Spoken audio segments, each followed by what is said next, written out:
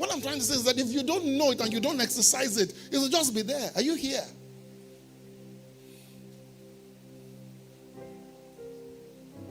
Keep me, O Lord, from the hands of the wicked. Preserve me from violent men who have proposed to overthrow my goings. The Bible says he will keep in perfect peace, whose mind is stayed upon him because he's trusted in thee. Trust ye in the Lord forever, for in the Lord Jehovah is everlasting strength. I'm just quoting some scriptures. I'm going to round up in a minute. He keeps his vineyard. In that day you shall sing unto a vineyard of red wine. I, the Lord, do keep it. I'll water it every moment, lest any hurt it. I keep it what? Day and night.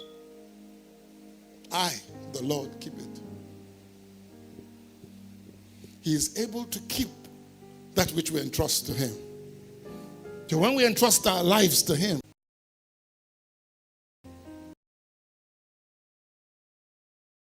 that I've told many times, and I'm going to close up. Hopefully I'll be able to close after that. I have to close with a clear thing in my heart. Many years ago, the Americans used to travel, the Germans and the Europeans, there's a balloon. I forget how they pronounce it. It's a balloon anyway. It's just to transport. It was the planes of those days. They used to go across continents for it. The American Air Force had built its own, and every time they wanted to moor that craft, they needed about 100 ropes thrown from the balloon up there to the ground. And then airmen or soldiers will pull it down and tie it and anchor it. And then they're finally able to bring it. People can come down from the plane and come down. They didn't have steps and airports the way we have them today. So many years ago, 1940 something, they were trying to do one like that, and a sudden gust of wind came and lifted up the balloon. And about 20 men or 30 men were still attached to the rope. And one by one, they started falling down to their death. Some of them held on as long as they could, and they finally dropped off. But one man, 1 hour, he was still there.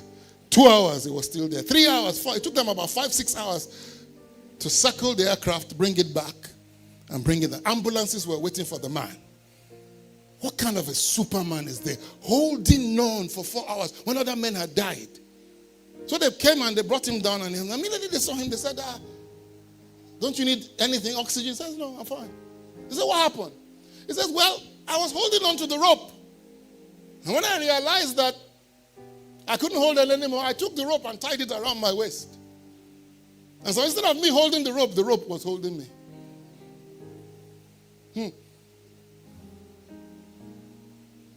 My sister told me something this afternoon that so blessed me. They called her yesterday in an emergency. She said, I want to sleep. Trying to hold on to him, but so well, you're no more trying to take your own effort, but you just suddenly put yourself in his graces. That man with the rope said, I stopped holding on. The rope held me. Ladies and gentlemen, he wants to hold you. He wants to hold you. Don't let your expectation be that of the world. They got married at 30, so you must be married. They become millionaires at 60. At 45, you must become a millionaire. You know, you don't have the same pattern. You don't have the same plan. Let him hold you. Let him hold you. I won't lie to you. Sometimes in this church, I want to give up. I just want to just give up. That's why Isaac asked me for information about the church. I listed 6 places where he could find all the information, including an AI platform. I said, everything, just ask it a question, it will tell you. I've done my part. I've done my part. I can bring you to the water, but I can't force you, so I get frustrated. And then God now reminds me how bad I am. And says, Francis, you're worse than them. But I'm patient with you. If I can be patient with you, you can be patient with them. I told you of one of our pastors here. My God, he's one of the most frustrating people to work with. So I'm angry.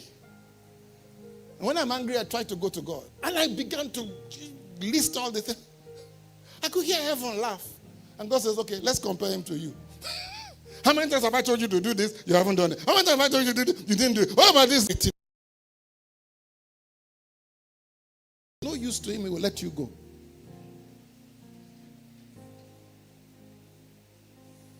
Well, let me add one thing. I did add. There is a place of fleeing when temptation comes. I need to put that down. I'm going to close with this story. I almost forgot it. I'm in America with a guest minister. I'm a guest minister at one of the churches, and they tell me this fascinating story. They had one of Lagos's phenomenal ministers come to the church. He preaches. And they've attached this beautiful middle-aged single lady as his PA. And she looks after him with the rest of the team. Man of God. He said, okay. He said, okay. He said, but just do me one little favor. I just need to go to the bathroom. So he gets up, goes to the bathroom, picks up his phone, calls his wife in Lagos, and says, honey, I just want to tell you this, that once I drop this telephone, I'm stepping out of this room.